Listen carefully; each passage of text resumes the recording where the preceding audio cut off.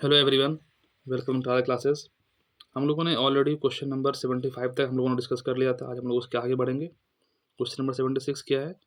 Queen Victoria was appointed as the empress of India in. तो ये question अभी 70, हाँ 70 बीपीएससी में दोबारा पूछा गया। इसका आंसर क्या था? 8077 था। देख रहे हैं, 90 एंड 2 का क्वेश्चन 70 बीपीएससी में इसको रिपीट किया था, सेम क्वेश्चन को। ठीक है, क्वीन विक्टोरिया अपॉइंटेड हुआ था एम्प्रेस ऑफ इंडिया इन 1877। ठीक है, which governor general had abolish slavery. तो एलन ब्रो हो जाएगा इसका आंसर। ठीक है, इसका आंसर क्या है कि स्लेवरी जो एबोलिश किया गया था एक्ट 5 ऑफ द 1843 के द्वारा of the governor general of India. उस समय कौन था? Lord Ellenborough. His tenure बाद 1842 से 1844 तक। ठीक है, which one of the following correctly match. कौन सा इसमें से करेक्टली मैच दें, मतलब मैच है? कॉर्नवालिस परमानेंट सेटलमेंट, हाँ बिल्कुल, मैं आपको बताया था। कौन मतलब होता है मक्का। मक्का कहाँ पे सेटल होता है? तो ज़मीन में, तो वो परमानेंट होता है, परमानेंट सेटलमेंट। ठीक है, लॉर्ड वेलेस्ली मास्टरली इनएक्टिविटी, ये बात गलत है। सब्सिडरी अलायंस डलहौजी, क्या सब्सिडरी अलायंस डलहौजी का था? नहीं, वो वेलेस्ली का था। ठीक है, foundation of the Indian national Congress, ये कौन है? ये वो कौन है? डफरिन है ना। और मास्टरली इनएक्टिविटी किसका है? बताओ भाई, थोड़ा सा रिकॉल करो थोड़ा सा। मास्टरली इनएक्टिविटी किसका है? क्या मैं रिकॉल कर पा रहा हूँ? मास्टरली लॉरेंस का है क्या? डॉन लॉरेंस, हाँ शायद उसी का ही है। तो मास्टरली इनएक्टिविटी क्या था कि हम जो है अफगानिस्तान पे, मतलब उस समय का इसकी पॉलिसी है कि इनएक्टिवेट, हमारी कोई पॉलिसी नहीं रहेगा, मतलब हम वहाँ पर, मतलब हम अपना ताकत और जो पॉलिसी है, आखिर हम अपना फौज वहाँ पे क्यों खर्च करें जब उस समय कुछ मिलता नहीं है। तो मास्टरली इनएक्टिविटी मतलब कि हम अपने आप को इनएक्टिवेट रखेंगे अफगानिस्तान वाले रीजन में। ठीक है, जो यहाँ पर था बेसिकली। ठीक है, तो कॉर्नवालिस इंप्लीमेंट किया था परमानेंट सेटलमेंट को 1793 में। While masterly inactivity is related to the Lord John Lawrence के द्वारा subsidy alliance related to the Lord Wellesley. और डॉक्ट्रिन ऑफ लैब जो है आपको लॉर्ड डलहौजी से है।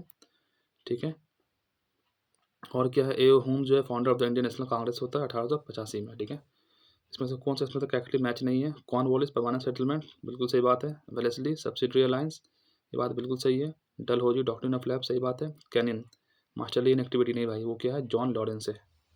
बाकी आगे बढ़ते हैं। नेक्स्ट क्वेश्चन क्या है इसमें भाई? परमानेंट सेटलमेंट को किसने इंट्रोड्यूस किया था? ये तो अभी हम देखा, कॉर्नवालिस। ठीक है, 1793 में आया है। ठीक है, आगे बढ़ते हैं। जो the following the note correctly match, कौन सा करेक्टली मैच नहीं है? कॉर्नवालिस परमानेंट सेटलमेंट, सही बात है। वेलेस्ली सब्सिडरी अलायंस, बिल्कुल सही बात है।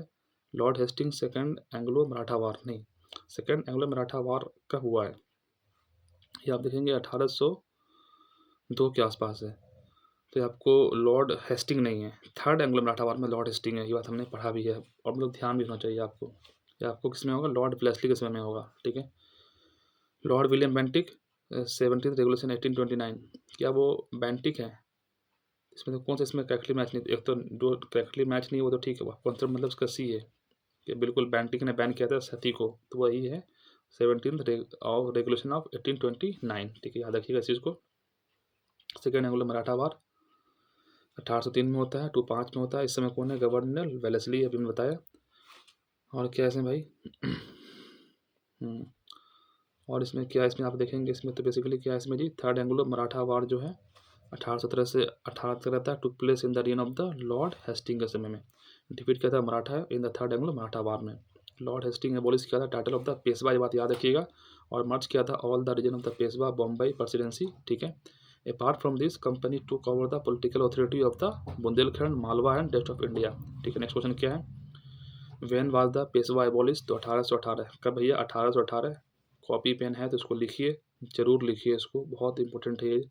ठीक है, लिखना बहुत इंपॉर्टेंट है। 1818, ये ज़्यादा अच्छा बेटर था ये वाला। ठीक है, 1818 इसको लिखो भाई। ठीक है, पेशवाशिप कब एबोलिश कर दिया गया था? 1818। ठीक है, आगे आगे बढ़ा जाए। नेक्स्ट क्वेश्चन क्या है जी? Which the following negotiated subordinate alliance 1817 से 18 with the princely state of the Rajputana. तो उसका आंसर नाम क्या है? Charles Metcalfe. ठीक है, Lord Hastings sought to impose the British paramountcy in the India, for which the support for the Maratha and the Pindaris was essential. He looked upon the Rajputana states as his natural allies, ठीक है, against the Maratha and the Pindaris. Charles Metcalfe जो है interested which due to the negotiation alliance with the princely state of the Rajputana. ठीक है, next question क्या है? Which is the following is not correctly match, कौन सा इसमें तो करेक्टली मैच नहीं है। कॉर्नवालिस परमानेंट सेटलमेंट बिल्कुल सही बात है। वेलेस्ली सब्सिडी अलायंस सही बात है। जॉन सोर एंग्लो नेपाल वार नहीं, ये कौन है, लॉर्ड हेस्टिंग है। Lord Hastings third Anglo Maratha war, हाँ ये बात सही है, ठीक है। तो एंग्लो नेपाल वार टुक हुआ था period of the Lord Hastings के समय में, और फर्स्ट एंग्लो नेपाल वार हुआ था 1814 में, इसको लिखिए डेट को, ठीक है। उसके बाद 1815 में हुआ था, टुक प्लेस 1815, ठीक है। 1814 ही मान लेते हैं, बोल सकते हैं। उसके बाद ये अल्मोड़ा है, Kumaon was won and the major general ऑर्चेंटली फोर्स वीर गोरखा सरदार Amar Singh to hand over the fort of the Malwa. As a result, the British army was only 30 mile away from the Kathmandu. The ruler of Nepal sign किया था treaty of सगोली 1815, या फिर 15 में sign हुआ था और रेटिफाइड किया गया था 1816 में। Handed over to Kumaon, Garhwal and Shimla and district of the British. ये क्वेश्चन इस साल पूछा गया यूपीपीसीएस 2025 में।